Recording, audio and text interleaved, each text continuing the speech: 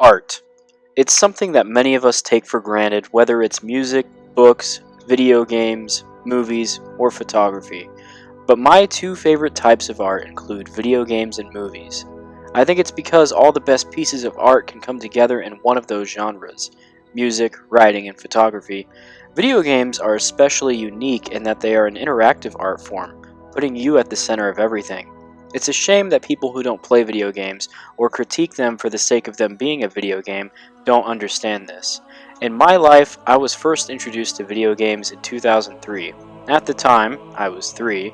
I know, way too early to be playing video games, especially the first game I was introduced to. That game was Halo. I think it's safe to say that everybody knows what Halo is, even if you don't own an Xbox or a PC. It's kind of like if you mention Mario to somebody. Who doesn't know who Mario is? But Halo to me is one of the best video game series out there despite its missteps. Halo was first introduced in 1999 at Macworld, and it was originally going to be a computer game for Mac.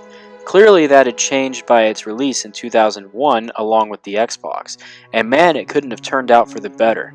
Halo and Xbox became synonymous with one another, and it helped put Xbox on the map. I don't think anybody expected the game to become as popular as it did, and neither did Bungie.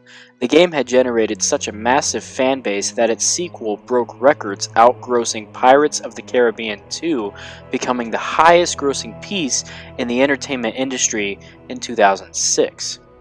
2 years after its release, Halo had taken the FPS genre and made it easily accessible on console, to the point where many games soon followed that trend.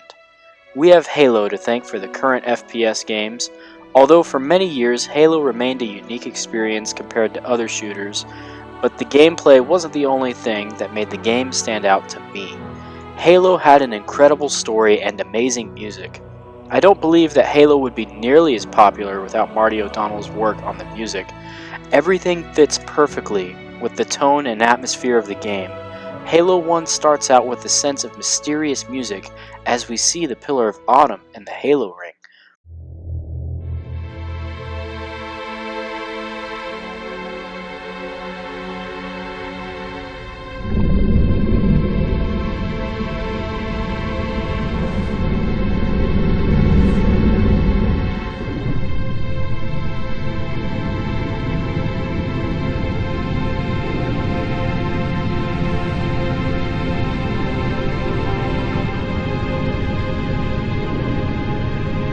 Cortana, all I need to know is, did we lose them? It's a sense of wonder that you feel, and as the game progressed, it did a great job at making you feel like the silent badass. Because of this, you felt connected to the character as if you were Master Chief.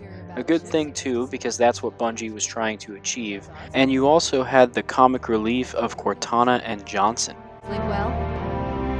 No thanks to your driving. Yes. So you did miss me.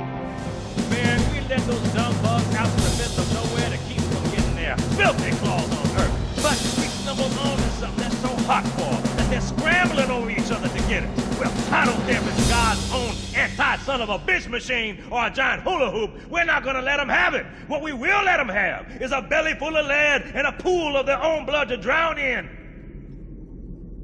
Am I right, Marines? Sir, yes, sir! Damn right I am. Now move it out! Double time! Attention all personnel. We are re-engaging the enemy. External and internal contact imminent. All you greenhorns who wanted to see Covenant up close, this is gonna be your lucky day. Every fan has a favorite Halo game, but from what I gather, Halo 3 is the most popular, and it's mine too, next to Halo Reach. Halo 3 was really where my interest in the series evolved into its own beast. It was the first game to really push the limits as to what a game can be. I can barely think of a single flaw in Halo 3. The game closed out the trilogy in a satisfying way but left it open-ended. It also created a substantial amount of replay value, with Forge making it one of the first games to involve custom map creation, leading to limitless game modes and maps. Theater was introduced with Forge as well, which allowed players to relive their favorite moments in Halo 3's campaign or multiplayer. But this had an interesting side effect. It allowed players to tell their own Halo stories in the form of machinima. This also allowed many to spend countless hours watching Halo content like 100 Ways to Die and Forklift Brute in Halo Reach. Halo was the first game that I ever played online, and back then everyone had a microphone. It was kind of a thing of respect if you had a microphone, even though most of the time everyone would talk shit. However, things have changed in the modern day, and it's very rare to get a whole lobby with mics. But we also have to worry about people getting swatted and 12-year-old racists. It isn't worth it as much anymore, but we all have that different group of friends that we like to play with, and it's pretty much the same thing. As the series continued, Bungie found new ways to keep Halo interesting by adding new items to the sandbox like equipment and armor abilities. Eventually, when Halo Reach launched, their additions would become controversial, but that is a topic for another video. But the controversy was never as bad as it would be until 343 took over the franchise. I have my opinions on what they did with Halo, but it never bothered me so much until Halo 5. All hail the conquering hero. Let us remember him as our protector, and not the one who gave us this.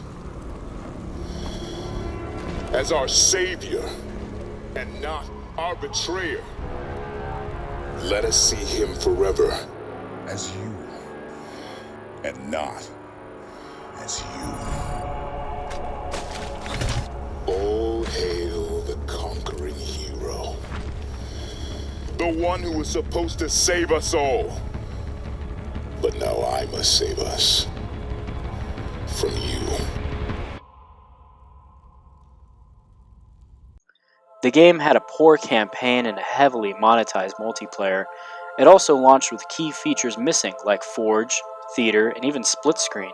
They did this claiming it was free content, which it technically was, but it also meant that the game was incomplete at launch.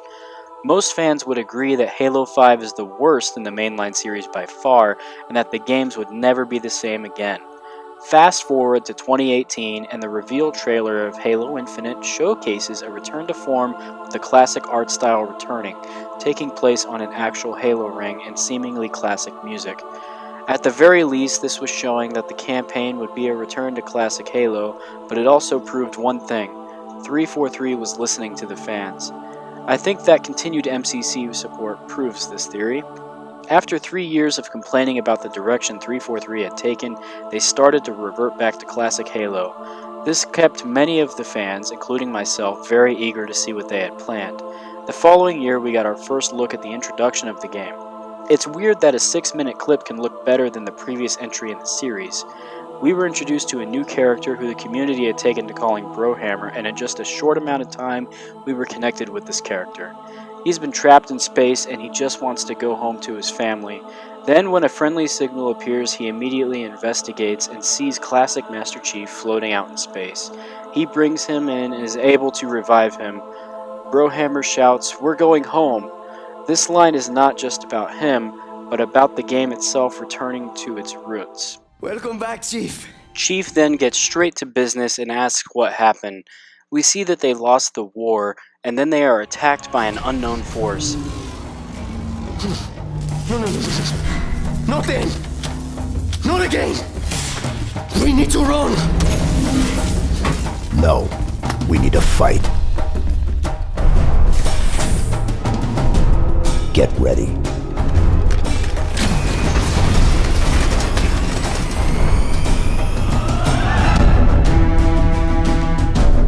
Chief says we need to fight and then says get ready, which is a line directed at the audience this time. The classic theme song kicks in and then we see Chief walking in what appears to be a control room, which is another nod to classic Halo. Cortana speaks about being the perfect pair and then we cut to black. 6 minutes of footage got me more hyped than I ever was for Halo 5, but now here we are in 2020, one of the worst years I and many others have lived in, and yet there is a little bit of hope. The gameplay for Halo Infinite was revealed about a month ago, and after letting it sink in and being conflicted, I have discovered my resolution. I'm hopeful. My main problem originally was the graphics, and I realized I had forgotten something. Graphics aren't everything. Polish, however, is. and that is something that is lacking in the gameplay reveal. Since then, I've had time to think about it, and I've realized that's my only problem with the game. The story looks good, the gameplay looks good, and the music seems very good. The game needs to be good for the sake of the franchise and Xbox, because if Halo dies, there's a good chance Xbox will die. We've waited 5 years to see what 343 would do with Halo, and it looks as if they may have gotten it mostly right this time. At the time of writing this, Halo Infinite has been delayed until 2021.